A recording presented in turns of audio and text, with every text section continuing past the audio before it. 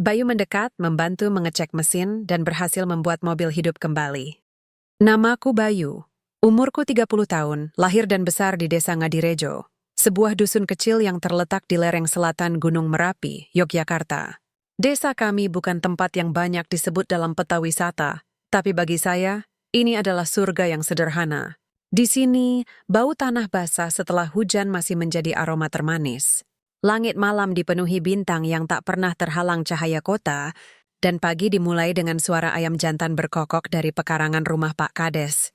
Saya tinggal di gubuk reot bersama ibu yang sudah tua dan adik perempuan saya, Dian, yang sedang mengejar mimpi kuliah di Fakultas Kedokteran, Universitas Gadjah Mada.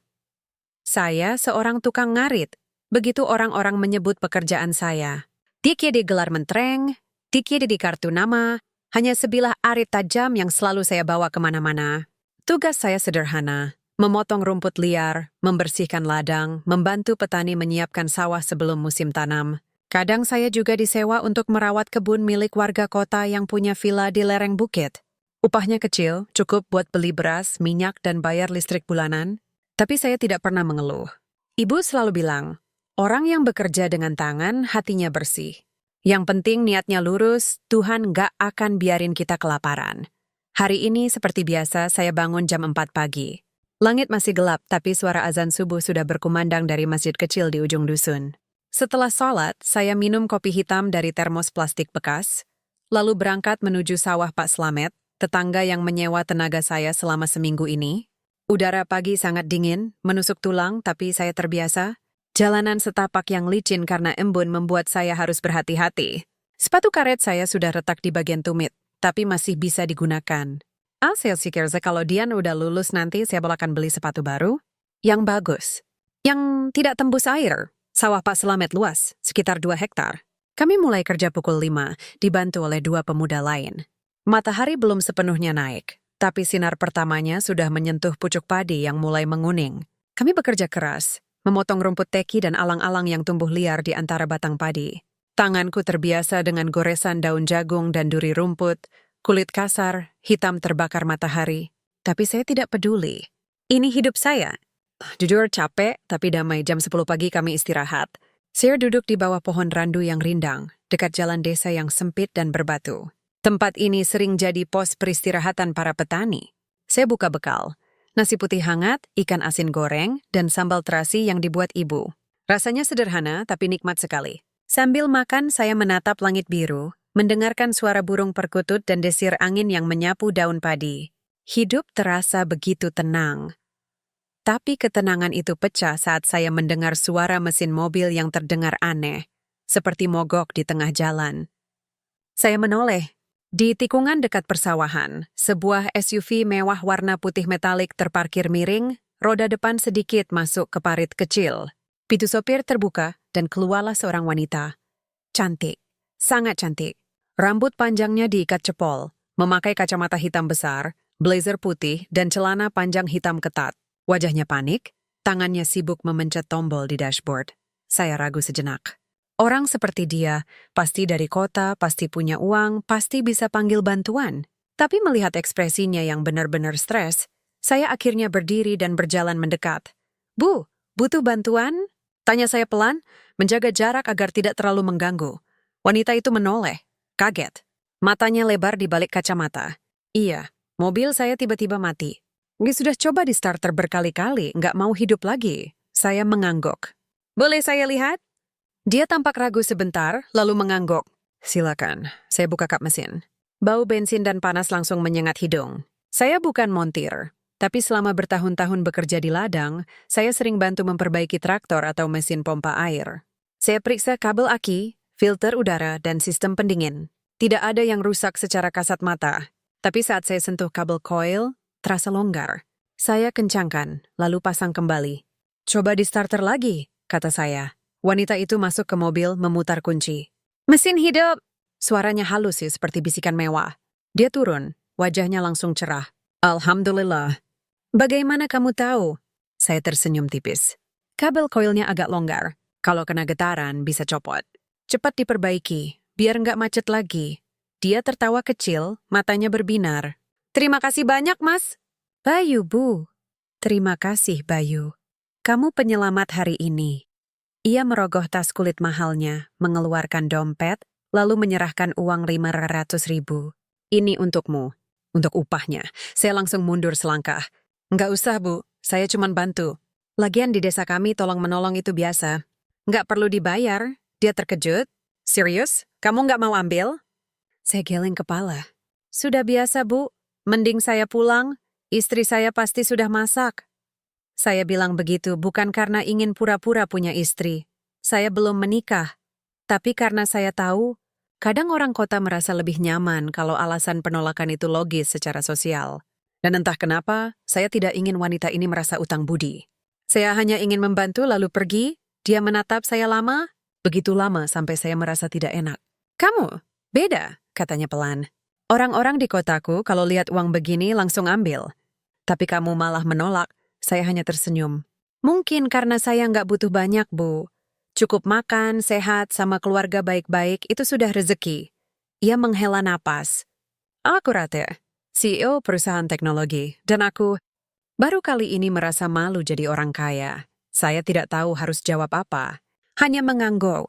Semoga selamat sampai tujuan, Bu Ratih. Saya pamit kembali ke sawah. Tapi entah kenapa, sepanjang siang itu saya terus memikirkan tatapan matanya. Bukan tatapan sombong atau jijik seperti kebanyakan orang kota saat melihat tukang seperti saya, tapi tatapan yang dalam. Seperti ada sesuatu yang kosong di balik kilau hidupnya. Beberapa jam kemudian, setelah selesai kerja, saya pulang. Jalanan panas, debu menempel di kaki. Saat melewati warung kopi dekat balai desa, saya mendengar obrolan dua bapak-bapak. Katanya tadi ada cewek kota naik mobil putih, macet di dekat sawah Pak Slamet. Dibantu sama tukang ngarit. Katanya nggak mau dibayar. Ya ampun, siapa ya? Pasti Bayu itu. Dia emang begitu. Baik, tapi polos banget. Sayang, nggak sekolah tinggi. Padahal otaknya nggak kalah sama sarjana. Saya hanya tersenyum, tidak menanggapi. Tapi di dalam hati saya merasa aneh. Ada perasaan yang tidak bisa saya jelaskan. Seperti benih yang baru saja ditanam di tanah kering, menunggu hujan. Sore itu, saat matahari mulai tenggelam di balik bukit, saya duduk di beranda rumah, menemani ibu yang sedang mengupas singkong. Angin sore berhembus lembut. Saya menatap langit jingga dan tanpa sadar berkata pelan, Mbak Ratih, semoga gaji kamu bahagia. Bu menoleh, heran. Siapa itu, Nak? Saya hanya geleng-geleng kepala. Orang yang lewat saja, Bu. Tapi saya tahu, dia bukan sekadar orang yang lewat. Entah bagaimana pertemuan singkat itu telah meninggalkan jejak. Dan saya belum tahu bahwa takdir sedang menulis bab baru dalam hidup saya dengan pena yang terbuat dari ketulusan dan nasib. Hari-hari berjalan seperti biasa setelah pertemuan dengan Mbak Ratih. Pagi buta saya bangun, sarapan nasi sisa semalam dengan sambal, lalu berangkat ngarit dari satu ladang ke ladang lain. Kadang di sawah Pak Marto, kadang di kebun kopi milik Bu Siti di lereng bukit. Uang yang saya dapat memang tidak seberapa, rata-rata 75.000 per hari, kalau lagi musim tanam bisa lebih, kalau kemarau panjang malah susah dapat kerja. Tapi saya bersyukur. Ibu masih sehat, Dian rajin kuliah, dan alhamdulillah belum pernah ada yang sakit keras. Namun, entah kenapa, bayangan wanita itu terus muncul. Bukan karena dia cantik, meski memang sangat cantik, tapi karena matanya. Matanya lelah, seperti orang yang sudah terlalu lama berlari tapi tak tahu tujuannya. Saya tiket saat ia bilang, aku baru kali ini merasa malu jadi orang kota. Kata-kata itu menggema di kepala saya. Orang kaya malu? Apa yang membuatnya malu? Bukankah hidup mereka enak? Mobil bagus, rumah besar, uang melimpah? Saya tidak pernah membayangkan bahwa beberapa minggu kemudian, wanita itu akan kembali. Pagi itu, langit mendung. Hujan turun rintik-rintik sejak subuh. Saya sedang duduk di warung kopi dekat balai desa, menunggu hujan reda sebelum melanjutkan kerja di sawah. Warung kecil milik Pak Juminten ini selalu ramai pagi hari. Para petani minum kopi hitam, rokok kretek, sambil membicarakan harga gabah, cuaca, atau politik desa. Saya duduk di sudut, membaca koran bekas yang dibuang oleh pengunjung kota. Tiba-tiba semua orang berhenti bicara. Suara mesin mobil mewah terdengar pelan mendekat. Lalu ada pintu mobil terbuka. Dan muncullah dia, Mbak Ratih. Kali ini penampilannya beda. Masih elegan tapi lebih santai. Blazer diganti kaos linen putih, rambut tergerai tanpa kacamata hitam. Ia berjalan pelan memandang sekeliling, mencari-cari sesuatu. sampai matanya bertemu dengan saya. Bayu? Panggilnya pelan. Semua mata di warung menatap saya. Beberapa petani saling bisik. Itu dia. Yang bantu cewek kota waktu itu. Saya bangkit, agak gugup. Iya, Bu Rati, ada apa? Bisa kita bicara sebentar? Di tempat yang tenang, saya mengangguk, lalu mengajaknya ke gubuk kecil di belakang rumah saya. Tempat saya menyimpan arit dan peralatan kerja. Tempat itu sempit, panas, dan bau jerami basah. Tapi tidak ada tempat lain yang lebih pribadi. Maaf, tempatnya nggak layak. Gumam saya, ia tersenyum. Ini justru tempat yang paling nyata yang pernah aku datangi. Lalu, dengan nada serius, ia mulai bicara. Bayu, aku datang bukan untuk meminta tolong soal mobil lagi. Aku datang untuk menawarkan sesuatu yang mungkin terdengar aneh. Saya diam, mendengarkan. Aku butuh suami. Tapi bukan suami yang sebenarnya. Aku butuh suami kontrak. 1 tahun, kamu jadi suamiku secara hukum, tapi kita tidak harus benar-benar hidup seperti pasangan. Cukup muncul di acara sosial, foto bersama, biar orang-orang tahu aku sudah punya pendamping. Aku ingin berhenti dicampuri orang hanya karena aku CEO, janda, dan punya uang. Saya terdiam. Otak saya macet. Suami kontrak? Apa maksudnya? Kenapa saya? Tanya saya akhirnya. Karena kamu satu-satunya orang yang pernah menolak uangku demi membantuku. Karena kamu jujur. Karena kamu tidak takut pada ketulusan. Dan karena aku percaya, kamu tidak akan mengeksploitasi posisiku. Saya tertawa kecil. Bu Rati, saya tukang ngarit. Saya nggak tahu aturan kota. Nggak bisa pakai dasi, apalagi main golf. Nanti malah bikin malu. Justru itu, katanya mantap. Orang-orang di lingkungan aku sudah bosan dengan kemewahan. Mereka butuh kejutan. Dan kamu adalah kejutan terbaik yang bisa aku hadirkan. Lalu ia menyebut angkanya. 1 tahun, 1,2 miliar, dibayar bulanan. Ditambah rumah tinggal di Jakarta, asuransi kesehatan untuk keluarga saya, dan beasiswa penuh untuk Dian sampai lulus kuliah. Saya langsung mundur selangkah. Apa? Itu uang buat seumur hidup saya. Dan kamu pantas mendapatkannya, kata Ratih. Tapi aku tidak mau kamu melakukannya karena uang. Aku ingin kamu melakukannya karena kamu percaya padaku. Bahwa ini bukan transaksi murahan, tapi sebuah kesepakatan antara 2 manusia yang saling butuh. Saya duduk di kursi bambu, pikiran berkecamuk. 1,2 miliar? Cukup buat ibu berobat jika sakit, cukup buat adik saya fokus kuliah tanpa kerja paruh waktu, cukup buat saya membeli lahan kecil dan mulai usaha ternak ayam. Tapi, menjadi suami palsu? Menipu orang? Berpura-pura, tapi dosa nggak, Bu? Menikah cuma buat acara? Ratih menunduk. Aku bukan ingin menipu Tuhan. Aku akan daftarkan pernikahan kita secara resmi di catatan sipil. Tapi aku janji, selama 1 tahun kamu bebas. Kamu bisa pulang kapan saja. Kamu tidak harus tidur serumah denganku kalau tidak nyaman. Aku hanya butuh tamang. Setelah 1 tahun kita bisa cerai secara damai. Tidak ada yang dirugikan. Saya menatap matanya. Lagi-lagi saya melihat kelelahan itu. Bukan karena badan, tapi karena hati. Dia lelah dimanfaatkan, dikejar, dipandang sebagai objek. Dia butuh perlindungan. Bukan dari preman, tapi dari dunia yang rakus. Malam itu saya tidak bisa tidur. Duduk di beranda, menatap bintang. Ibu datang membawa teh hangat. Ada yang mengganggu, Nak. Saya ceritakan semuanya. Tentang wanita kota itu, tentang tawarannya, tentang uang yang bisa mengubah hidup kami. Ibu hanya mendengarkan, lama, lalu berkata, "Anakku, rezeki itu datang dari jalan yang tidak terduga. Tapi hati-hati, uang bisa membuka pintu, tapi juga bisa menutup hati. Kalau kamu masuk ke dunianya, pastikan kamu tetap jadi Bayu yang dulu. Yang suka menolong, yang tidak sombong, yang tidak iri." Saya mengangguk. Air mata hampir keluar. Kalau kamu melakukannya demi keluarga, demi adikmu, demi ibu, maka jalannya halal. Tapi jangan sampai kamu lupa siapa dirimu. 3 hari kemudian, saya menelepon Ratih. Saya tidak punya handphone mahal, hanya HP lama yang bisa nelpon dan SMS. Saya pinjam telepon warung. Saya terima Bu Ratih. Suara di seberang terdengar lega. Terima kasih Bayu. Anakku dijanji, kau tak akan menyesal. Saya tak tahu saat itu. Saya tak akan menyesal. Tapi bukan karena uang atau penyesalan atas keputusan. Saya akan menyesal karena mulai jatuh cinta pada wanita yang seharusnya hanya menjadi bayangan dalam hidup saya.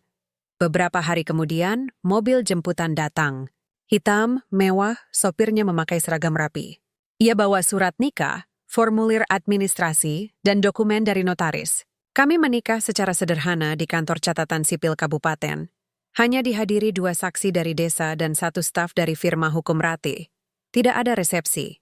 Tidak ada doa panjang, hanya cap stempel dan tanda tangan. Saat petugas menyerahkan buku nikah, saya memegangnya erat. Kertasnya licin.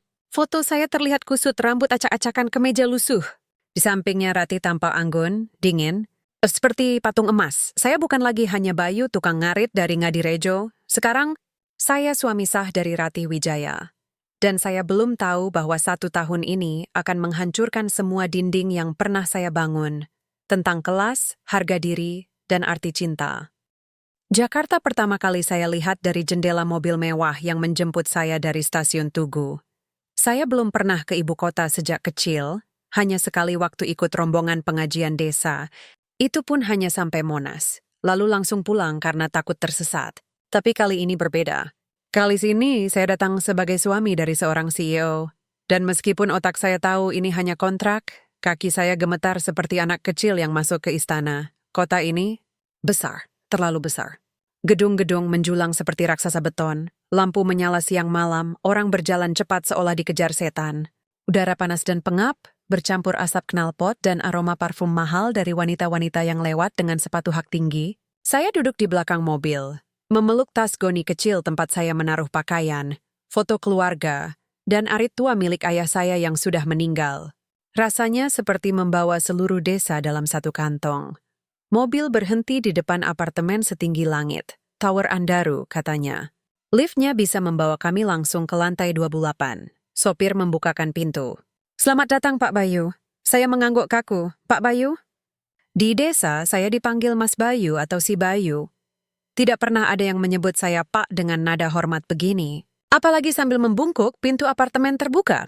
Dan saya terpaku. Ruang tamunya luas, lantai marmer putih, sofa kulit hitam, lukisan besar di dinding yang entah artinya apa. Ada kristal gantung di langit-langit, meja kaca, dan TV sebesar tembok sawah. Semua bersih, dingin, sempurna. Tapi rasanya mati. Tidak ada suara anak, tidak ada bau masakan, tidak ada canda tawa. Hanya hening, seperti museum. Selamat datang di rumah, kata Ratih, muncul dari koridor. Ia memakai dress biru tua, rambut disanggul rapi. Aku sudah siapkan kamar untukmu. Sebelah kanan, dekat balkon. Saya masuk pelan-pelan, sepatu karet saya meninggalkan bekas debu di lantai. Saya buru-buru usap dengan tangan. Maaf, Bu, saya belum biasa. Tidak apa-apa, katanya lembut. Ini rumah kita. Kamu boleh sapa saja asal nyaman. Saya masuk ke kamar. Beda jauh dengan gubuk di desa. Tempat tidur empuk, AC, lemari kayu besar, kamar mandi dalam dengan shower dan bathtub. Saya duduk di tepi kasur, meremas spray halus. Rasanya seperti tidur di atas awan. Tapi hati saya tidak tenang. Seperti ada yang salah. Seperti saya menyusup ke tempat yang bukan milik saya. Malam itu, Ratih memperkenalkan saya pada putrinya. Bulan 8 tahun, rambut ikal, mata besar seperti ibunya. Ia duduk di sofa memegang tablet main game. Saat saya masuk, ia hanya melirik sekilas lalu kembali fokus. Bulan, ini ayah Bayu, kata Ratih. Mulai sekarang, dia akan tinggal bersama kita. Anak itu mendongak. Ayah, beneran? Kontrak kerja, nak. Tapi kamu bisa panggil dia ayah kalau mau. Supaya orang-orang percaya, Bulan menatap saya curiga. Ayah kamu kerja apa? Tukang ngarit, nak. Ia tertawa kecil. Kayak petani? Iya, tapi aku juga bisa potong rumput, rawat tanaman, bantu orang. Oh, ia balik lagi ke gamenya. Kalau gitu, besok tolong bersihkan taman belakang. Daun-daunnya banyak banget, saya tersenyum. Iya, Nek, Ratih tertawa. Dia biasanya nggak segitu lancang sama orang baru. Nggak apa-apa, kata saya. Anak pintar pasti banyak maunya. Hari-hari berikutnya adalah ujian bagi saya. Bangun pagi, tidak ada ayam berkokok, hanya alarm handphone. Sarapan bukan nasi hangat dengan ikan asin, tapi roti panggang, telur orak-arik, dan jus alpukat yang menurut saya terlalu manis. Toilet duduk membuat saya bingung. Harus duduk, bukan jongkok. Pintu kamar mandi bisa dikunci otomatis. Dan sekali saya terkunci sendiri, harus telepon satpam untuk dibukakan. Saya mencoba beradaptasi. Setiap pagi, saya berdoa agar tidak sombong, agar tetap rendah hati. Saya pakai baju yang Ratih belikan, kemeja polos, celana bahan, tapi tetap terasa aneh. Tangan saya kasar, kuku pecah, kulit hitam. Orang-orang di lift menatap saya aneh. Ada yang bisik-bisik, itu siapa? Suami Ratih Wijaya? Kok kayak tukang kebun? Saya pura-pura tidak dengar. Tapi hati perih. Lalu datanglah Tommy Santoso, rekan bisnis Ratih. Badannya tinggi, wajah tampan, senyumnya licin seperti minyak. Datang ke apartemen dengan botol anggur mahal dan senyum sinis. Wah, ini dia sang suami baru? Katanya sambil menjabat tangan saya. Bayu ya? Dari desa mana tadi? Ngadirejo, Yogyakarta. Jawab saya sopan. Ngadirejo? Aku kira cuma tempat nama warung sate. Saya diam. Senyum tipis. Malam itu Tommy mengajak Ratih makan malam. Mereka pergi. Saya tinggal bersama Bulan. Anak itu sedang kesal karena kartun favoritnya error di tablet. Kenapa kamu nggak marah tadi? Tanya Bulan tiba-tiba. Apa? Saya bingung. Pas Om Tommy bilang kamu tukang kebun. Kamu cuma diam, padahal dia jahat. Saya duduk di lantai, dekat dia. Orang jahat itu yang hatinya busuk, nak. Kalau cuma mulutnya jahat, itu karena dia insecure. Sedang cari perhatian, Bulan menatap saya. Ayah tahu arti insecure? Tahu, artinya takut. Takut kalah, takut diremehin. Jadi dia remehin orang lain dulu. Anak itu tertawa. Kamu lucu deh. Beberapa hari kemudian, Ratih mengajak saya ke acara gala dinner perusahaan. Saya harus pakai jas. Pertama kali dalam hidup, kancingnya sulit. Dasi bikin sesak. Sepatu kulit membuat kaki saya lecet. Tapi saya pasrah. Ini bagian dari kontrak acara di ballroom Hotel Bintang 5. Orang-orang berpakaian mewah. Bicara tentang saham, investasi, merger. Saya duduk di samping Ratih, jarang bicara. Sampai Tommy datang, membawa 2 gelas sampahnya. Bayu, selamat! Sekarang kamu resmi jadi bagian elit Jakarta. Katanya keras, cukup untuk didengar tamu di sekitar. Saya tersenyum.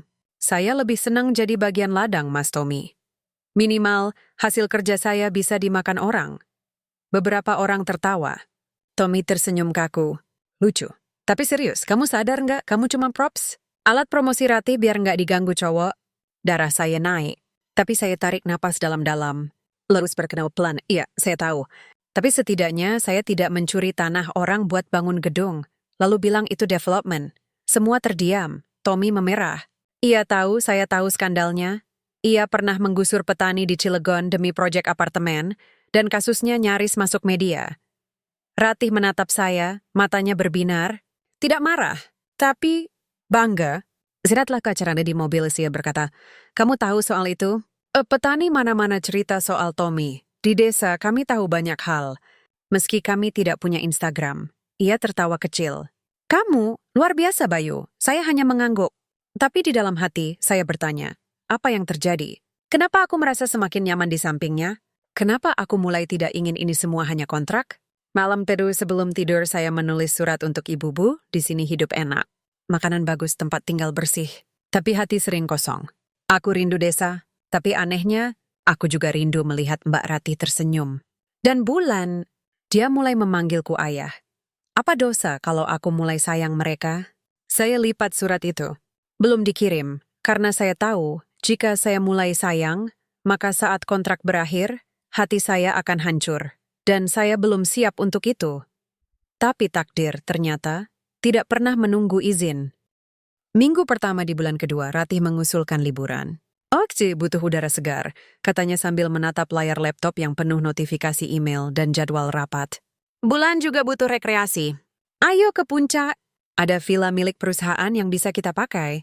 Saya tidak tahu harus senang atau takut. Di desa, liburan berarti duduk di bawah pohon sambil minum teh dan melihat anak-anak main layangan. Tapi ini, villa mewah, pegunungan, dan 2 orang yang, meski tinggal serumah, masih terasa seperti asing satu sama lain. Boleh saya bawa arit? Tanya saya canda, Ratih tertawa. Kalau kamu janji nggak potong tanaman hias aku. Bulan langsung berteriak girang. Ayah Bayu mau bawa arit? Keren! Nanti kita bikin tenda. Dan begitulah 3 hari kemudian kami berada di sebuah villa besar di lereng Bukit Puncak. Udara dingin menusuk tulang, kabut menyelimuti pepohonan pinus, dan suara burung mencicit dari balik dedaunan. Tempatnya indah, tapi bagi saya masih terasa seperti penjara yang dibalut alam. Semua terlalu rapi. Rumput dipotong serata lapangan golf, bunga ditata seimbang, dan tidak ada satupun daun yang boleh jatuh sembarangan. Tapi Bulan langsung lari ke halaman belakang. Ayah, ayo kita bikin tenda kayak di YouTube. Saya tersenyum. Di YouTube itu pakai tenda lipat, nak. Kita bikin dari daun dan bambu aja, gimana? Matanya melebar. Bisa gitu? Bisa, tapi kamu harus bantu. Kami mulai bekerja. Saya ajarkan Bulan cara memilih bambu yang kuat, memotongnya dengan arit, dengan pengawasan ketat Ratih, lalu merangkai kerangka tenda. Kami gunakan daun pisang besar dan terpal bekas untuk atap. Ketika hujan rintik-rintik turun sore itu, kami semua masuk ke dalam tenda sempit, tertawa karena bocor di beberapa titik. Ini keren banget, kata Bulan matanya bersinar. Di sekolah nanti aku mau cerita kalau ayahku bisa bikin rumah dari daun. Saya menepuk kepalanya. Itu namanya sasak, nak. Orang Jawa dulu hidup begini. Gak ada AC, gak ada wifi, tapi tidur pulas. Rati duduk di dekat pintu tenda memandangi kami. Wajahnya tenang, beda dari biasanya yang selalu tegang, alis berkerut, pikiran terbang kemana-mana. Malam itu, setelah Bulan tertidur di dalam tenda, saya keluar untuk menyalakan api unggun kecil. Cuma kayu kering dan ranting. Ratih ikut keluar, membawa selimut tebal. Ia duduk di kursi lipat dekat saya. Kamu hebat dengan Bulan, katanya pelan. Dia si Tong sebat diwin. Saya aduk bara api dengan batang kayu. Anak butuh ayah. Bukan ayah beneran, tapi figur. Seseorang yang siap main, dengerin cerita, dan gak marah kalau mainannya berantakan. Ia tertunduk. Aku gagal sebagai ibu ya? Enggak, jawab saya cepat. Kamu ibu yang kuat, cuma kamu terlalu sibuk jadi CEO sampai lupa jadi ibu. Dan mungkin lupa jadi diri sendiri, api memercik. Suara jangkrik malam mengisi keheningan. Lama kemudian ia berkata, suamiku dulu, dia meninggal karena kecelakaan mobil. 2 tahun lalu. Saat itu aku hamil Bulan, dan semenjak itu, setiap pria yang mendekati aku curigai. Mereka ingin apa? Hartaku? Perusahaanku? Atau cuma sensasi bisa pacaran sama janda kaya? Saya diam, 6 tahun harus bilang apa, tapi kamu datang tanpa minta apa-apa. Bahkan uang pun kamu tolak. Kau belum pernah ketemu orang seperti kamu. Di dunia aku semua ada harganya, tapi kamu kayak barang antik yang nenggak dijual. Saya tertawa kecil. Saya bukan barang, Bu, saya manusia. Cuman kebetulan lahir di tempat yang enggak punya banyak uang. Tapi hatimu lebih kaya dari mereka semua, bisiknya. Kami saling pandang. Api memantulkan bayangan wajahnya, cantik tapi lelah. Desasana saya melihat kesedihan yang terpendam, ketakutan yang terus mengintai, dan harapan yang nyaris padam. Kenapa kamu mau terima kontrak ini? Tanya Ratih tiba-tiba. Saya tarik napas. Karena uangnya bisa ubah hidup keluarga saya. Adik saya butuh biaya kuliah. Dia butuh obat jantung. Tapi kalau kamu tanya kenapa saya tetap di sini meskipun udah dapat uang muka, mungkin karena aku mulai merasa, ini bukan cuma pekerjaan, ia menatap saya dalam-dalam. Apa maksudmu? Maksudku, aku sayang Bulan, dan aku mulai khawatir kalau kamu capek sendiri. Aku nggak bisa bantu urusan bisnismu, tapi aku bisa dengerin. Bisa bikin teh, bisa temani. Air mata menggenang di matanya. Sidik shadow. Tapi kilatnya cukup membuat saya tahu hatinya retak. Bayu, kamu tahu, orang-orang di kantorku bilang kamu hanya tameng, bahwa kamu akan kabur bawa uang setelah kontrak selesai, bahwa kamu nggak pantas di sampingku. Biarkan mereka bicara, kata saya. Yang penting kamu tahu siapa aku. Dan kalau suatu hari nanti kamu merasa aku nggak lagi berguna, aku akan pergi dengan damai. Tapi selama aku di sini, aku akan jadi yang terbaik versi diriku. Bukan jadi suami idaman media, tapi jadi manusia yang jujur. Ia mengangguk pelan. Lalu Cu tak pada duduk sini meraih tangan saya. Hangat. Gemetar. Terima kasih, bisiknya.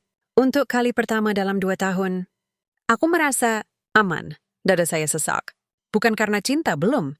Tapi karena saya merasa dipercaya. Dipercaya oleh perempuan yang sudah terlalu sering dikhianati. Hari-hari berikutnya berubah.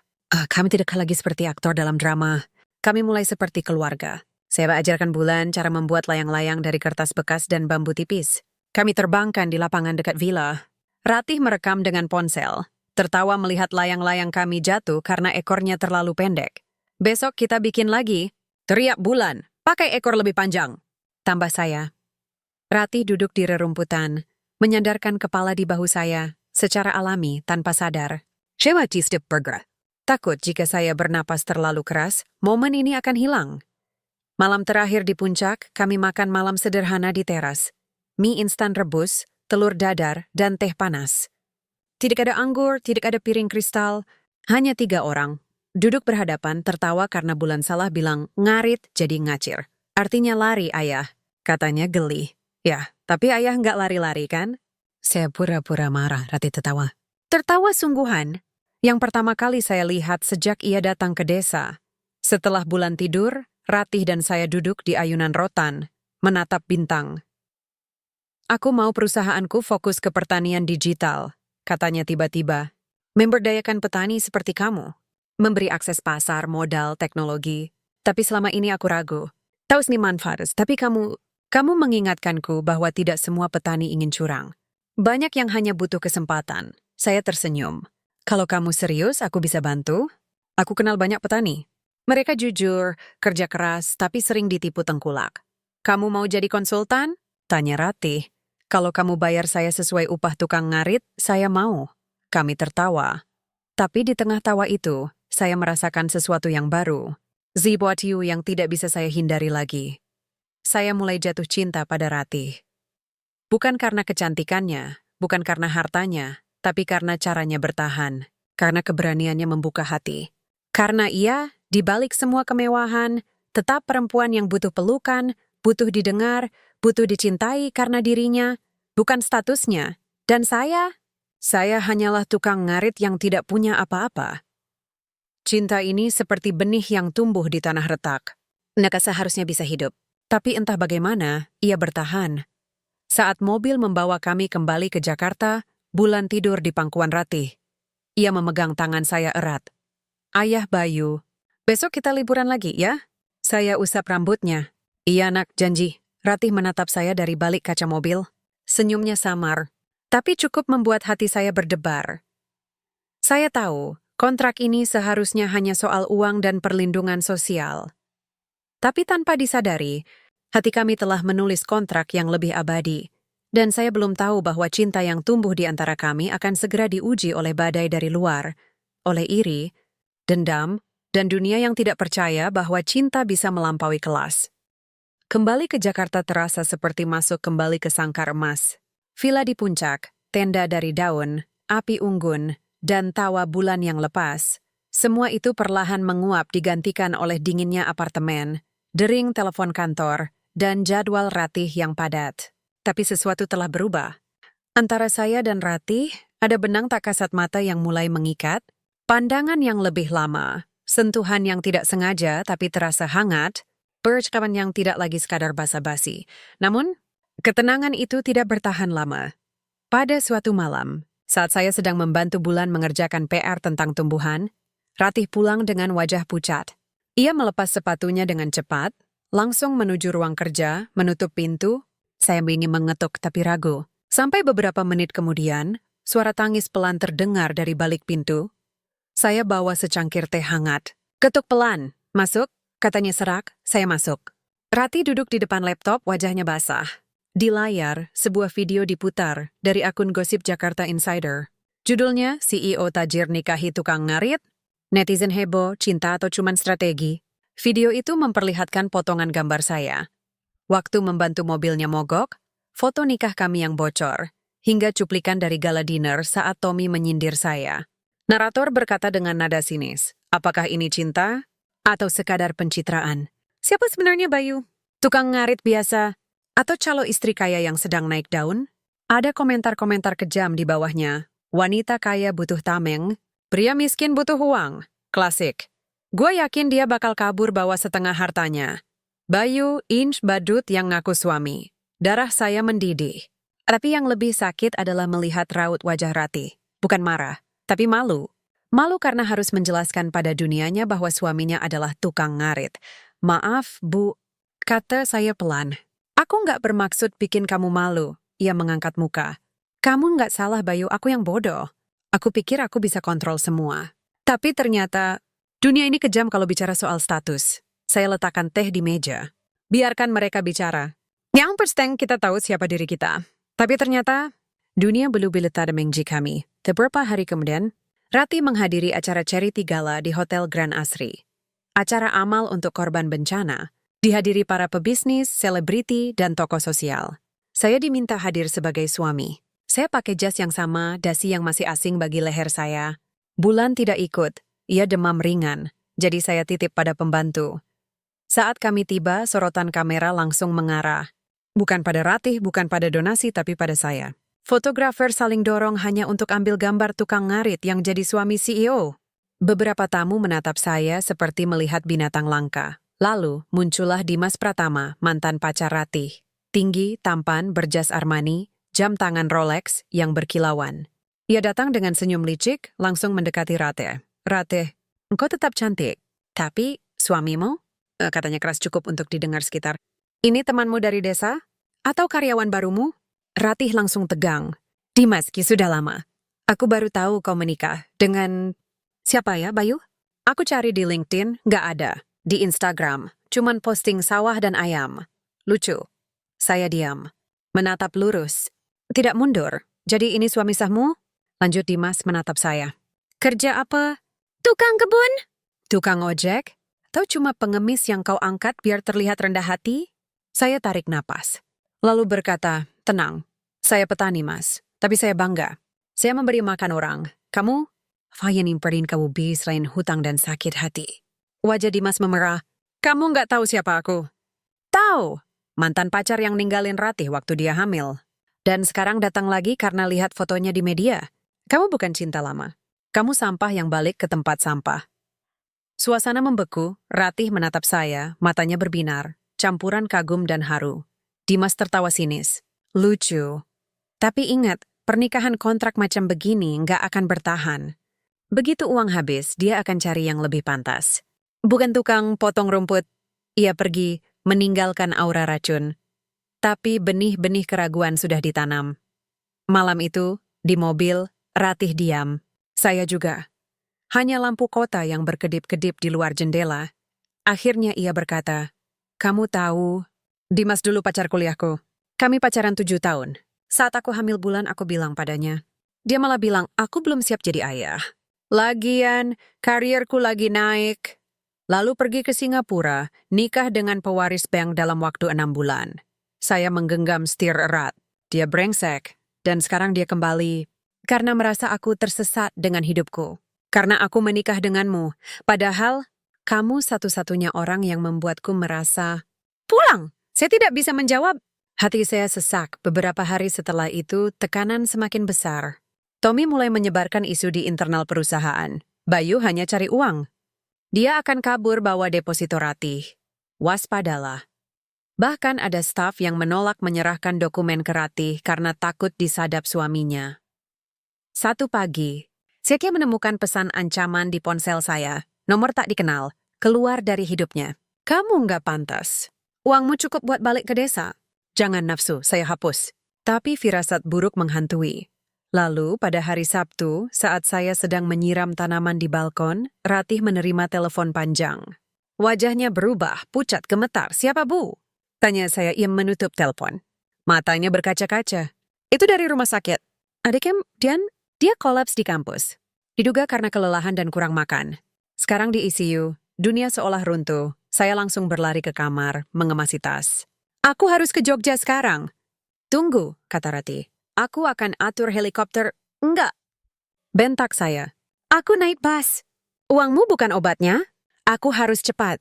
Tanpa pamit saya keluar, turun lift, lari ke halte, naik taksi ke terminal. Getsnal medur caw perjalanan saya hanya berdoa. Tangan gemetar, air mata mengalir, Dian, adik satu-satunya, harapan keluarga. Jangan sampai, saat tiba di RSUP Dr. Sarjito, saya langsung menuju ICU. Ibu sudah di sana menangis. Dokter menjelaskan, Dian kekurangan darah, tekanan darah rendah, dan stres berat. Ia terlalu banyak kerja paruh waktu demi mengurangi beban saya. Kakak, maaf, bisiknya lemah saat saya pegang tangannya. Diam, nak. Jangan banyak bicara. Sembi dulu. Sir duduk di sampingnya sepanjang malam. Tidak tidur.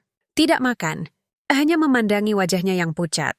Pagi harinya pintu kamar terbuka pelan. Ratih masuk, basah kuyup. Rambutnya acak-acakan. Wajahnya lelah. Bagaimana keadaannya? Tanyanya, saya terkejut. Kok bisa di sini? Saya naik pesawat pertama. Lalu taksi. Saya cari kamu sejak tadi malam. Ia menyerahkan amplop tebal ke ibu saya. Ini untuk biaya rumah sakit, semua. Termasuk rawat lanjutan. Ibu menangis. Terima kasih, Bu. Ratih duduk di samping saya. Kenapa kamu nggak bilang? Aku bisa bantu. Ini urusan keluarga, kata saya pelan. Aku nggak mau kamu merasa terbebani. Tapi kamu keluargaku, Bayu. Kata-kata itu menusuk hati. Di tengah kesedihan, di tengah ketakutan, di tengah air mata, saya merasa dicintai, bukan karena jabatan. Bukan karena peran saya sebagai suami kontrak. Tapi karena saya sore itu, saat hujan turun deras di luar rumah sakit, Ratih duduk di bangku panjang menatap keluar jendela. Kamu tahu? Dimas datang ke kantor tadi, katanya pelan. Dia bilang kalau kamu terus bersama Bayu, reputasimu hancur. Orang akan bilang kamu gila. Cinta buta. Tapi aku jawab, lebih baik dicap gila karena mencintai orang baik daripada dihormati karena mengkhianati hati sendiri. Saya menatapnya. Tidak sih apa? Karena kali dia, bukan saya yang ingin melindungi dia. Tapi dia yang memilih untuk tetap berdiri di samping saya, meski dunia menertawakan. Dan saya mulai sadar, kontrak ini mungkin akan berakhir. Tapi cinta yang tumbuh di antara kami, itu bukan sesuatu yang bisa ditandatangani atau dihentikan dengan cap stempel. Hari-hari di rumah sakit terasa seperti berjalan dalam kabut. Waktu melambat nih tapi hati berdetak cepat. Dian masih lemah, tubuhnya kurus, wajahnya pucat seperti kertas. Tapi setidaknya napasnya sudah stabil. Dokter bilang ia butuh istirahat total selama 2 minggu, ditambah transfusi darah dan suplemen intensif. Ibu tidak mau pulang. Ia tidur di kursi lipat, bergantian dengan saya menjaga. Ratih juga tidak pergi. Ia menyewa kamar kecil di penginapan dekat rumah sakit, datang setiap pagi membawa bubur ayam dari warung langganan ibu, obat resep dokter tambahan, bahkan beefer bacaan untuk Dian. Ia gak pakai high heels atau blazer mewah lagi. Cuma kaos, celana panjang dan hoodie hitam. Tapi aura kehadirannya tetap mencolok, bukan karena kemewahan, tapi karena ketenangan yang ia bawa. Kamu nggak harus begini, Bu, kata saya suatu malam, saat kami duduk di balkon luar ruang ICU. Udara dingin, hujan rintik-rintik. Perusahaanmu butuh kamu. Rapat keputusan penting. Ia mendadak saya senyum tipis. Aku sudah telekonferensi tadi. Dan aku lebih butuh di sini. Kamu pikir uang bisa menggantikan waktu? Saya diam. Di balik matanya, saya melihat sesuatu yang dulu tidak pernah saya lihat di dunia kota. Pengorbanan tanpa pamrih. Kamu tahu kenapa aku betah sama kamu? Tanyanya tiba-tiba, bukan karena kamu tampan, bukan karena kamu kaya, tapi karena kamu nyata. Saat kamu marah karena peduli. Saat kamu diam, itu karena kamu sedang memikirkan orang lain. Di dunia aku semua tersenyum tapi hatinya busuk, tapi kamu tersenyum karena hatimu hangat, dada saya sesak. Dan saya pendidik. Aku cuma manusia biasa, Bu. Aku sering salah. Aku iri, kadang kesal, kadang takut, tapi aku nggak pernah pura-pura. Dan itulah yang membuatmu hebat. Beberapa hari kemudian, Dian mulai bisa bicara dengan jelas. Suatu sore Ratih masuk membawa tablet kecil. Ini buat kamu, Dian, katanya. Agar kamu bisa kuliah online tanpa khawatir biaya. Semua sudah aku tanggung. Termasuk asrama, makan, dan transportasi. Adik saya menangis. Tapi kakak Bayu sudah kerja keras buat aku. Bayu memang hebat, kata Ratih lembut. Tapi sekarang giliran aku yang membantu. Karena keluarga kamu, juga keluargaku. Saya tidak bisa menahan air mata. Di sudut ruangan, ibu menangis pelan, berdoa dalam bahasa Jawa. Terima kasih kepada Tuhan. Kepada orang caring yang datang dari kota, tapi membawa hati desa. Namun, semakin dalam saya tenggelam dalam rasa syukur, semakin besar tembakan di hati saya karena saya tahu saya sangat pantas. Saya bukan pahlawan. Saya hanya tukang ngarit yang naik pesawat pertama kali dalam hidupnya. Saya bukan CEO, bukan pejabat, bukan siapa-siapa. Dan meskipun Ratih bilang saya nyata, saya mulai merasa seperti pembohong. Pembohong karena diam-diam. Mencintainya, pembohong karena menikmati menjadi ayah bagi bulan pembohong karena mulai membayangkan hidup bersama mereka, meski kontrak ini akan habis. Saat Dian akhirnya dipindahkan ke kamar reguler, saya minta izin ke Ratih untuk pulang sebentar ke rumah. Aku butuh udara desa, butuh salat di masjid, butuh tenang. Ia mengangguk, pergilah. Tapi janji, kalau ada apa-apa langsung telepon. Saya pulang ke Ngadirejo desa terasa sunyi. Ayam berkokok, angin berdesir, dan aroma tanah basah setelah hujan masih sama. Tapi saya merasa asing. Seperti orang kota yang main-main di desa, padahal hatinya sudah terlalu lama tinggal di apartemen mewah. Sore itu, saya duduk di beranda, menatap sawah yang dulu saya garap. Lalu saya buka tas. Dari dalamnya saya keluarkan buku nikah. Sampulnya sudah agak kusam. By Stwen Helmar Wayline, pasangan suami istri Bayu Prasetyo, Rati Wijaya tanggal. Pernikahan, 17 Maret 2024 masa. Kontrak 1-1. Tahun 1 tahun. Hitungan mundur. Saya pegang erat buku itu. Rasanya seperti memegang bom waktu. Sebentar lagi akan meledak. Dan saat itu tiba, apa yang tersisa? Saya? Hanya bayangan Rati? Kembali ke dunianya, bulan. Akan lupa pada ayah Bayu. Malam itu saya sholat Isya di masjid. Lama, sujud lebih lama dari biasanya. Berdoa agar diberi kekuatan. Agar tidak egois. Agar bisa pergi dengan damai jika memang harus. Tapi doa saya terganggu oleh suara bisik-bisik dari luar. Katanya dia dapat miliaran cuma buat jadi suami kontrak. Kata seorang bapak tua. Anak desa jadi suami janda kaya. Untung banget. Tapi kok kayaknya Mbak Rati itu sayang beneran? Aku lihat di TV, matanya berkaca-kaca pas ngomong soal dia. Saya diam, telinga panas. Tapi saya tidak keluar. Keesokan harinya saya kembali ke Jogja. Tapi bukan ke rumah sakit, melainkan ke kantor notaris desa. Saya ingin tahu prosedur perceraian secara hukum. Apakah saya bisa mengajukan sendiri? Haruskah menunggu persetujuan Rati? Notarisnya Pak Slamet menatap saya heran. Cerai? Tapi kan belum genap 1 tahun? Saya teningin siapa, Pak? Jawab saya pelan. Kalau nanti dia minta saya pergi, saya harus bisa pergi dengan tertib. Pak Slamet menghela napas. Anakku, cinta itu bukan kontrak. Tapi kalau kamu terlalu takut dicintai, kamu akan kehilangan cinta itu sendiri. Saya pulang tanpa jawaban pasti. Tapi dengan satu tekad, saya harus pergi sebelum mereka melepas saya. Karena lebih baik saya yang memilih pergi, daripada diusir dengan aib. Beberapa hari kemudian, Dian akhirnya boleh pulang. Rumah kami dipasangi ranjang lipat, obat-obatan, dan vitamin. Ratih bahkan menyewa perawat harian selama 2 minggu. Suatu malam saat semua sudah tidur, saya duduk di beranda. Angin malam sepoi-sepoi. Bintang bersinar jernih. Tiba-tiba Ratih keluar, membawa 2 gelas teh jahe. Boleh temani? Tanyanya. Saya mengangguk, kami duduk berdampingan, menatap langit. Kamu? Beda sekali kalau di sini, katanya. Lebih tenang, lebih utuh. Karena ini rumah, jawab saya. Di Jakarta aku cuma peran. Di sini aku diriku sendiri. Ia menatap saya. Tapi kamu juga dirimu sendiri saat bersama kami, kan? Dan saya sepenindik. Aku berusaha, tapi aku takut, Bu. Apa yang kamu takutkan? Takut. Kalau sampai kontrak selesai, kamu menyesal. Takut bulan kecewa. Takut. Aku jadi orang yang merusak hidupmu. Ratih diam lama. Lalu berkata, kamu tahu, waktu suamiku meninggal, aku berjanji pada diri sendiri. Aku tidak akan mencintai lagi. Karena cinta itu menyakitkan. Tapi kamu datang, tanpa rencana, tanpa gembar-gembor. Dan pada kakak buka pintu yang sudah aku kunci rapat-rapat, saya menatapnya.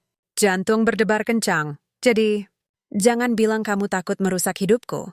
Karena kamu justru menyelamatkannya. Air mata saya jatuh, tapi saya menahannya. Menghapusnya cepat, karena saya tahu semakin dalam cinta ini, semakin hancur nanti saat saya pergi. Dan saya belum siap menghadapi itu. Belum, tapi takdir tidak pernah menunggu kesiapan. Beberapa hari kemudian saya menerima telepon dari Tommy. Bayu, Rati dalam baik, katanya nada tegang. Perusahaannya hampir bangkrut. Ada sabotas data, saham anjlok, investor mundur. Dia butuh kamu, sekarang. Saya menatap handphone, napas tertahan. Kontrak saya bukan untuk menyelamatkan perusahaan. Tapi hati saya tahu, saya tidak bisa diam. Karena kali ini, bukan soal uang. Kali ini, soal cinta. Dan cinta tidak butuh kontrak. Saya pulang ke Jakarta malam itu juga. Tidak sempat pamit pada ibu, hanya meninggalkan catatan di meja. Dian, jaga ibu. Aku harus kembali, ada yang butuh. Perjalanan dari Yogyakarta ke Jakarta terasa paling panjang dalam hidup saya. Di luar jendela, bus, lampu-lampu kota perlahan menggantikan sawah dan pegunungan. Tapi pikiran saya tidak di sini. Ada di sebuah gedung tinggi di sudut SCBD, di mana seorang wanita yang telah merubah hidup saya sedang berdiri di tepi jurang. Tommy menjemput saya di terminal. Wajahnya tegang, beda dari biasanya yang selalu sombong dan tersenyum sinis. Kamu datang, katanya pelan.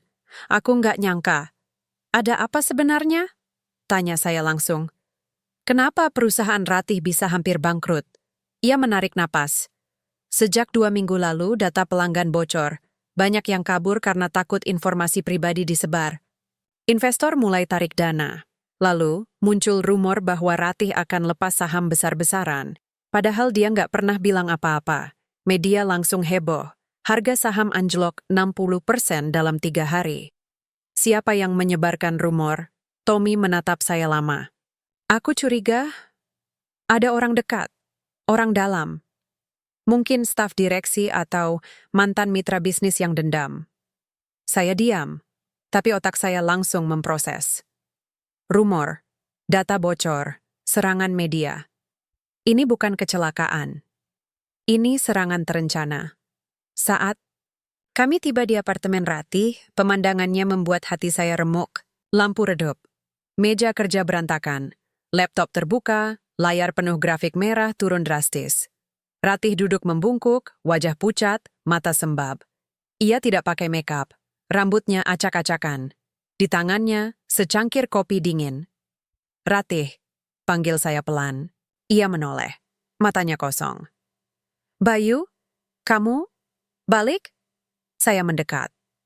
Aku dengar kamu butuh bantuan. Ia tertawa getir. Bantuan? Untuk apa? Semua sudah hancur.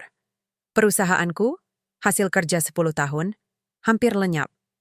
Investor menolak teleponku. Media menulis aku CEO tamak yang akhirnya bangkrut. Dan kamu pasti ingin cepat-cepat keluar dari kontrak ini sebelum aku benar-benar jatuh. Saya duduk di hadapannya. Aku nggak peduli sama uang atau kontrak. Aku peduli sama kamu. Jadi, tolong ceritakan semuanya. Perlahan ia bercerita bahwa sistem keamanan internal diretas, bahwa beberapa karyawan penting tiba-tiba mengundurkan diri, bahwa akun media sosial perusahaan dibajak dan posting sesuatu yang merusak reputasi. Dan yang paling menyakitkan, rumor bahwa ia akan menikahi Dimas lagi untuk menyelamatkan bisnis, padahal itu bohong besar. Dimas tahu soal ini, desis Ratih. Dia meneleponku kemarin, bilang, kalau kamu mau selamat, nikah sama aku. Aku punya akses ke investor Singapura. Aku tolak, dan esok harinya, serangan makin parah. Saya menatap Tommy. Kamu tahu siapa dalangnya? Tommy geleng kepala. Belum yakin, tapi semua jejaknya hilang. Cuma satu yang pasti. Ini dilakukan oleh orang yang tahu struktur perusahaan secara detail. Dan yang punya akses tingkat tinggi. Saya menatap layar laptop. Grafik saham, komentar netizen, artikel media. Dunia modern ini kejam. Dalam hitungan jam, reputasi bisa hancur tanpa bukti. Lalu, saya ingat sesuatu. Di desa, saat musim kemarau panjang, petani sering panik. Sawah retak, benih mati, hasil panen gagal. Tapi Pak Marto, tetangga saya, selalu tenang. Katanya, kalau sawah rusak, kita perbaiki. Kalau benih jelek, kita ganti. Tapi kalau petaninya menyerah, habislah musim. Saya menarik napas dalam-dalam. Ratih, kata saya. Kamu belum kalah. Ia menatap saya heran. Ini cuman badai. Badai nggak abadi. Tapi petani yang kuat, dia yang bertahan. Sekarang, kamu harus jadi petani itu, bukan korban. Ia terdiam. Pertama, lanjut saya. Kita harus bicara ke karyawan. Bukan CEO ke bawahan, tapi manusia ke manusia. Kamu harus bilang, aku tahu kalian takut, aku juga takut, tapi aku masih percaya pada kita. Ratih mengangguk pelan. Kedua, kita lawan rumor dengan kejujuran. Buat video pendek, kamu bicara langsung ke kamera. Tanpa riasan, tanpa naskah. Cuma kamu duduk di kantor, bilang apa yang sebenarnya terjadi. Tapi, aku malu, bisiknya. Malu itu manusiawi. Tapi justru karena kamu malu, orang akan percaya. Mereka nggak butuh CEO sempurna. Mereka butuh pemimpin yang jujur. Tommy memandang saya dengan tatapan baru, bukan sinis, tapi kagum. Ketiga, saya lanjutkan. Kita cari aliansi. Petani mana-mana punya cara survive saat krisis. Gotong royong. Kamu punya jaringan. Cari mitra UMKM, petani lokal, komunitas digital. Buat kampanye. Save Our Future. Tunjukkan bahwa perusahaanmu bukan cuma tentang profit, tapi tentang dampak. Ratih menatap saya, matanya mulai berbinar. Kita bisa kolaborasi dengan program pertanian digital, ajak petani-petani seperti ayahmu bergabung. Betul, kata saya. Dan kita libatkan mereka, biar mereka jadi bagian dari solusi. Orang-orang suka cerita tentang orang kecil yang melawan raksasa. Malam itu, kami bekerja sampai subuh. Ratih merekam video singkat. Hanya 3 menit. Duduk di kursi kantornya, rambut terurai, suara serak. Halo teman-teman. Saya Ratih Wijaya. Ya, perusahaan saya sedang dalam krisis. Ada yang mencoba menghancurkan kami. Tapi saya tidak menyerah. Karena saya percaya pada tim saya. Pada kalian. Dan pada nilai-nilai yang selama ini kami bangun. Saya tidak minta belas kasihan. Tapi saya minta kesempatan.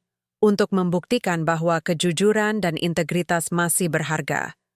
Video itu saya unggah lewat akun resmi. Dengan caption sederhana. Ini bukan akhir. Ini awal dari kebangkitan. Besok paginya, sesuatu yang ajaib terjadi. Video itu viral. Dalam 24 jam, ditonton lebih dari 2 juta kali.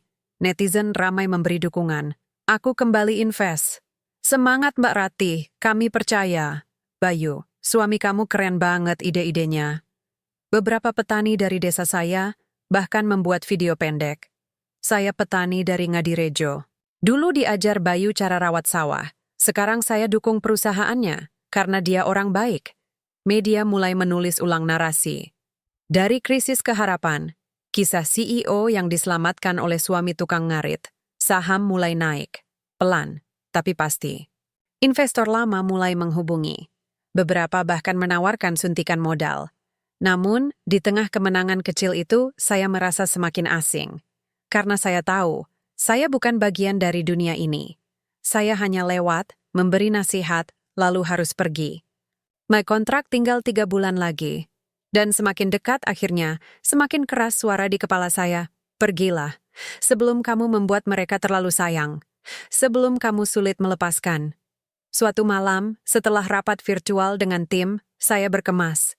Menyusun pakaian, foto keluarga, arit ayah, dan buku nikah yang sudah saya simpan rapi. Ratih masuk ke kamar. Kamu mau pergi? Tanyanya pelan. Saya mengangguk. Kontrak hampir selesai, Bu. Aku harus kembali ke ladang. Adikku sudah sembuh. Keluargaku baik-baik saja. Aku sudah dapat uangnya. Sudah waktunya aku pulang. Ia diam. Lama. Lalu berkata, kalau aku bilang, aku butuh kamu, bukan sebagai suami kontrak, tapi sebagai manusia yang selalu tahu cara menenangkan hatiku. Apakah kamu tetap pergi? Saya menatap matanya. Mendalam, penuh rasa, tapi saya hanya menjawab, aku cinta kamu, Bu Ratih. Tapi cinta itu nggak cukup kalau nggak sepadan. Saya menutup koper dan meninggalkan ruangan tanpa menoleh. Karena jika saya menoleh, saya tahu saya tidak akan bisa pergi.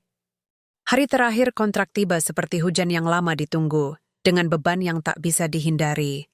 Udara di apartemen terasa berat, seolah dinding-dinding marmer dan kaca itu menahan napas. Nah, saya sudah berkemas sejak pagi buta. Tas goni tua saya isi hanya dengan barang-barang yang saya bawa dari desa. Arit ayah, foto ibu dan Dian, buku doa kecil, dan baju kerja lapangan. Tidak ada jas mewah, tidak ada dasi, tidak ada sepatu kulit, hanya pakaian sederhana, seperti layaknya tukang ngarit yang pulang setelah sekian lama merantau. Saya duduk di tepi kasur, memandangi kamar yang selama ini menjadi tempat saya belajar tentang dunia lain. Dunia yang asing, keras, tapi juga mengajarkan saya arti harga diri, cinta, dan pengorbanan. Di sudut meja masih tersimpan gambar kecil yang Bulan lukis untuk saya. Ayah Bayu dan aku main layang-layang. Coretan warna-warni dengan senyum lebar di wajah kami berdua. Tenggorokan saya tercekat, pintu kamar perlahan terbuka. Bulan berdiri di ambang, mata merah, pipi basah. Ia memeluk boneka kelinci kesayangannya erat-erat. Ayah, kamu benar-benar mau pergi? Suaranya gemetar. Saya menepuk kasur. Duduk dulu, nak.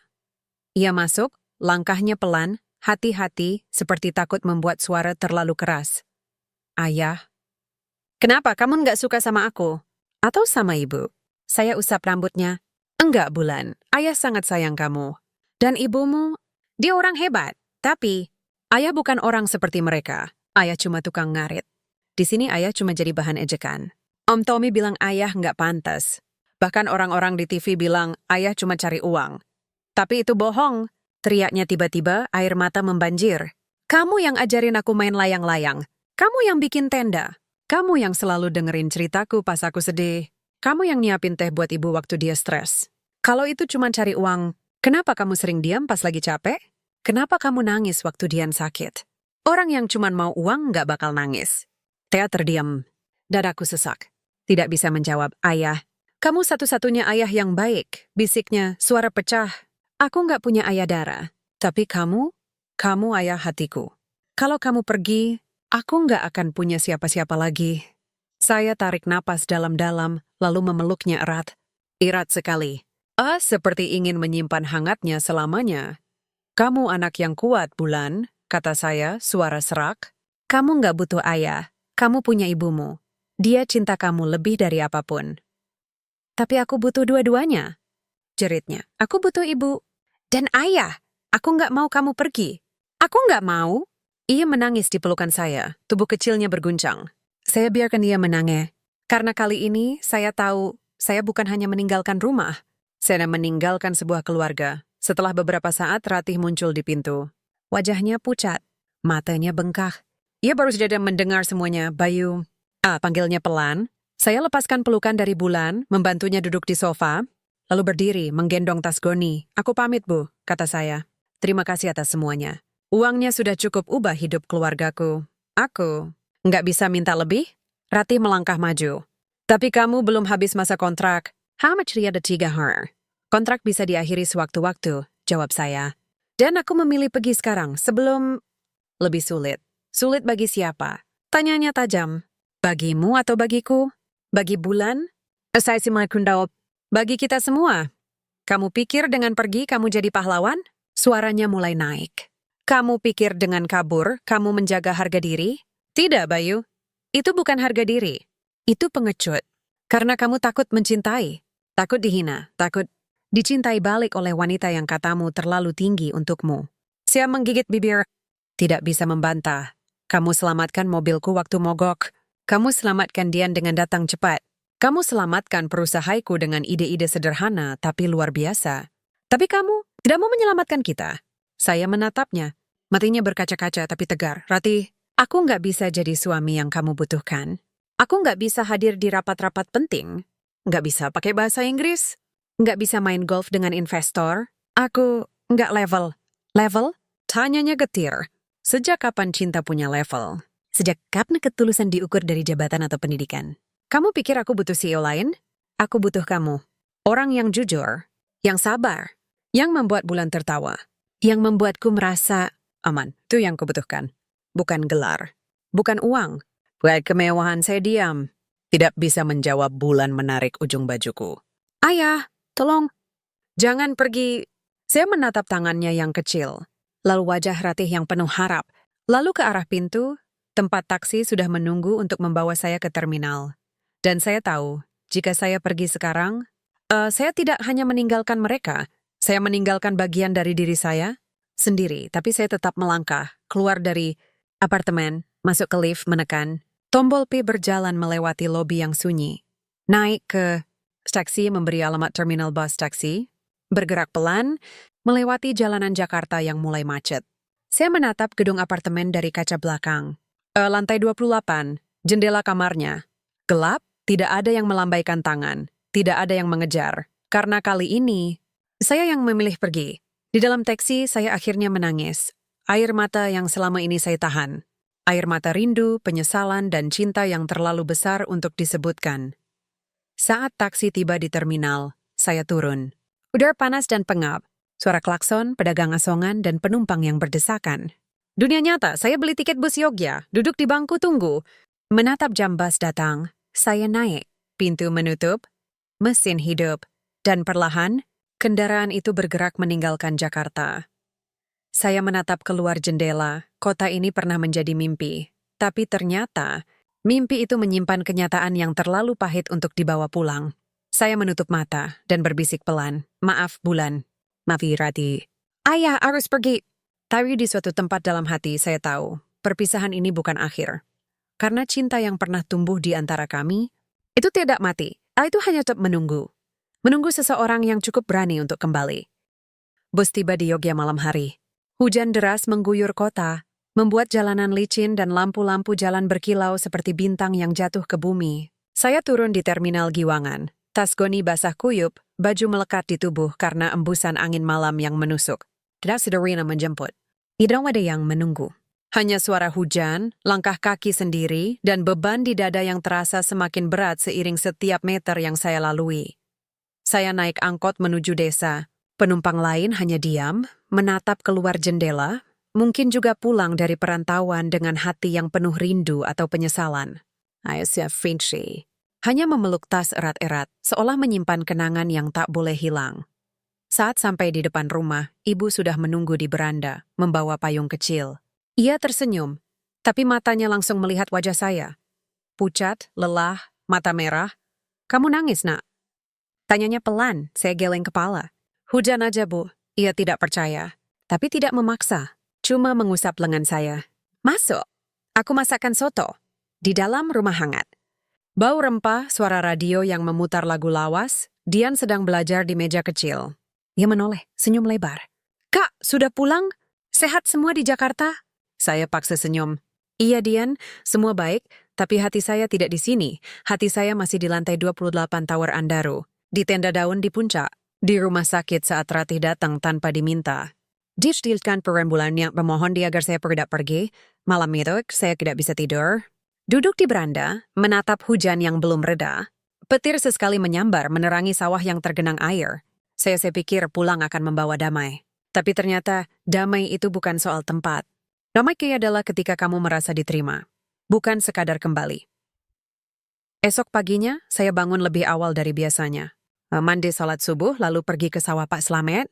Butuh kerja keras, butuh berkeringat, butuh membuktikan pada diri sendiri bahwa saya masih Bayu yang dulu, tukang ngarit yang sederhana, yang tidak punya mimpi besar. Saya mulai menggarap ladang yang sudah lama tidak dirawat. Rumput liar tumbuh tinggi, alang-alang mengganggu batang padi. Saya ayunkan arit, potong demi potong gerakan ritmis yang dulu menjadi irama hidup saya. Udara pagi dingin, bau tanah basah, suara burung perkutut, semua familiar. Tapi rasanya hambar, seperti makan nasi tanpa lauk, seperti sholat tanpa khusyuk, seperti hidup tanpa tujuan. Siang berganti sore, hujan turun lagi. Kali ini lebih deras. Langit hitam pekat, angin kencang. Saya tetap bekerja meski kaos sudah basah, tangan gemetar karena dingin. Saya butuh ini. Saya sudah berkianvan saya tidak rapor bahwa saya bisa hidup tanpa mereka. Tiba-tiba dari kejauhan, saya lihat sosok seseorang berjalan mendekat. Perempuan mengenakan jas hujan tipis, rambut basah menempel di wajah, sepatu haknya nyaris tenggelam di lumpur. Ia berjalan pelan terhuyung tapi pasti. Sampai di depan saya, dan saya tidak percaya pada mata saya. Ratih basah kuyup. Napasnya tersengal-sengal. Matanya berkaca-kaca tapi tajam. Penuh tekad. "Bayu," katanya, suaranya parau. "Aku cari kamu kemana-mana. Dari apartemen ke rumah sakit, ke warung kopi, sampai akhirnya Pak Juminten bilang kamu di sini." Saya berdiri kaku, arit masih di tangan. "Hujan mengguyur kami berdua. Apa yang kamu lakukan di sini, Bu?" Tanya saya, suara hampir tertelan deru hujan. "Menyelamatkanmu," jawabnya tegas. "Dari dirimu sendiri," saya tertawa getir. "Aku nggak butuh diselamatkan. Aku udah pulang." "Ini tempatku." "Tidak," bentaknya. "Tempatmu bukan di sini sendirian. Tempatmu ada di sampingku. Di samping Bulan. Di rumah kita.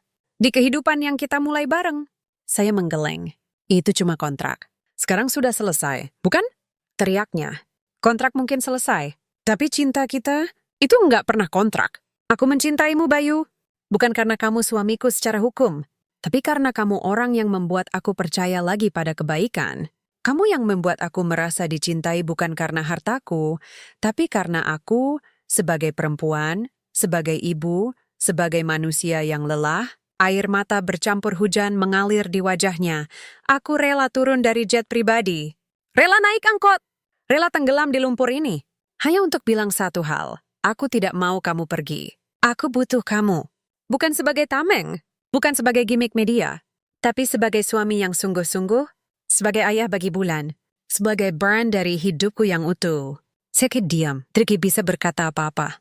Hujan menderas, badan gemetar, tapi hati meledak-ledak. Kamu bilang kamu nggak level. Lanjutnya, suaranya pecah. Tapi siapa yang level kalau bukan kamu? Siapa yang berani menolak uang demi membantu orang asing? Siapa yang rela pulang demi menjaga harga diri? Siapa yang menyelamatkan perusahaanku dengan logika petani? Kamu, Bayu! Hanya kamu! Emisi langkah mendekat. Aku bukan wanita sempurna. Aku pernah gagal. Aku pernah ditipu. Aku pernah takut mencintai. Tapi kamu ajarkan aku bahwa cinta itu bukan soal status. Bukan soal uang, tapi soal keberanian. Dan sekarang aku berdiri di sini, di tengah hujan, di ladang becek, dengan hati terbuka untuk meminta kamu kembali. Bukan sebagai suami kontrak, tapi sebagai pasangan hidupku, secara tulus, secara abadi. Angin berhembus kencang, petir menyambar di kejauhan. Saya menatapnya. Perempuan yang pernah saya selamatkan dari mobil mogok, yang kini menyelamatkan saya dari kehancuran batin. Dan untuk pertama kalinya, saya tidak melihat CEO kaya. Saya melihat istri saya yang benar-benar saya cintai, yang saya rindukan setiap detik, yang saya tinggalkan bukan karena tidak sayang, tetapi karena terlalu sayang. Saya letakkan arit di tanah, perlahan, lalu melangkah mendekat Dyer. Hujan membasihi wajah kami. Saya pegang tangannya, dingin tapi hidup. Bu Ratih, bisik saya suara serah. Aku juga mencintaimu. Sejak pertama kali kamu bilang kamu malu jadi orang kaya. Aku mencintaimu bukan karena kamu cantik atau kaya, tapi karena kamu berani jujur, berani rapuh, dan berani datang ke sini. Demi aku, ia menangis. Kali ini, tangis lega. Saya tarik napas dalam-dalam. Lalu berkata pelan tapi tegas, aku pulang. Bukan untuk tinggal di sini, tapi untuk kembali ke kamu. Dan kali ini, aku nggak akan pergi lagi. Ia memeluk saya erat. Erat sekali, seperti takut saya menghilang. Saya balas pelukannya, menghirup aroma rambutnya yang bercampur hujan dan parfum ringan. Dunia seolah berhenti. Hanya ada kami berdua, di tengah sawah diguyur hujan, disaksikan oleh alam dan Tuhan. Karena cinta sejati, bukan lahir di ballroom hotel atau di atas ranjang mewah. Cinta sejati lahir di tempat yang paling sederhana, di antara tetesan, goyang di balik ketulusan, dan di hati dua manusia yang akhirnya berani mengakui kita saling butuh. Kita saling cinta, dan kita pantas bahagia, tanpa syarat. Hujan berhenti saat fajar menyingsing. Langit perlahan memudahkan warna hitamnya menjadi biru pucat, dihiasi awan tipis yang terangkat oleh angin pagi. Kami masih berdiri di tengah sawah, basah kuyup tapi hangat. Bukan karena cuaca, tapi karena pelukan yang tak mau lepas. Rati menatap saya, matanya sembab, tapi bersinar seperti bintang pertama di pagi hari. Kita pulang, tanyanya pelan, saya mengangguk. Tapi bukan ke Jakarta dulu. Aku mau salat syukur di masjid desa. Minta doa ibu, dan minta restu. Ia tersenyum. Boleh aku ikut? Harus, kata saya. Karena kamu sekarang bagian dari keluarga ini. Kami berjalan pelan menuju rumah. Ibu sudah bangun, duduk di beranda sambil menyiapkan kopi. Saya melihat kami terdiam, lalu tersenyum, senyum yang dalam, penuh pengertian. Anakku, katanya membuka tangan. Tuhan ternyata punya rencana lain. Ratih mendekat, lalu menunduk hormat. Maafkan saya datang dengan keadaan begini, Bu. Tapi saya datang untuk meminta izin agar bisa terus bersama Bayu. Bukan sebagai tamu, tapi sebagai istri yang sungguh-sungguh. Ibu memeluknya erat. Sudah lama aku tunggu anak seperti kamu. Orang kota yang nggak malu basah di lumpur, yang rela datang demi cinta. Aku merestui kalian. Dari hati, Dian juga keluar, tertawa gembira. Jadi Mbak Rati resmi jadi kakak ipar? Keren. Nanti aku bisa minta dibikinin startup. Kami semua tertawa. Tawa yang tulus. Tawa yang lahir dari damai. Beberapa minggu kemudian, kami kembali ke Jakarta, tapi kali ini dengan hati yang berbeda. Tidak ada kontrak. Tidak ada kepura-puraan. Hanya janji yang diucapkan dari hati ke hati. Kami menikah lagi. Kali ini, resmi dan sakral, di Balai Desa Ngadirejo. Upacara sederhana, di bawah pohon randu besar yang menjadi saksi pertemuan pertama kami.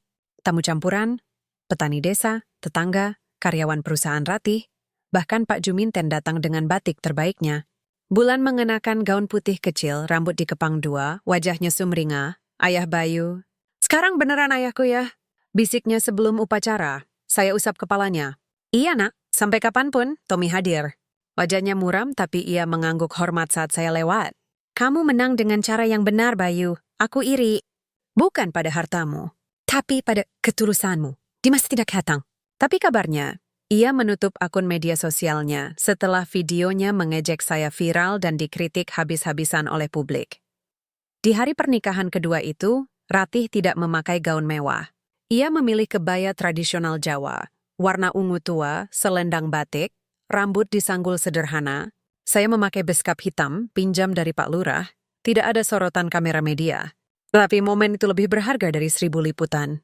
Saat imam menyatakan kami sah sebagai suami istri yang sebenarnya, saya menatap matanya dan untuk pertama kalinya, saya merasa lengkap. Bukan karena gelar, bukan karena uang, bukan karena status, tapi karena saya akhirnya diterima. Utuh, tanpa harus berpura-pura. Setelah itu, hidup kami berubah. Tidak dalam kemewahan, tapi dalam makna Doron Ratih melepas jabatan CEO. Bukan karena bangkrut, tapi karena ingin fokus pada hal yang lebih penting. Memberdayakan petani melalui teknologi.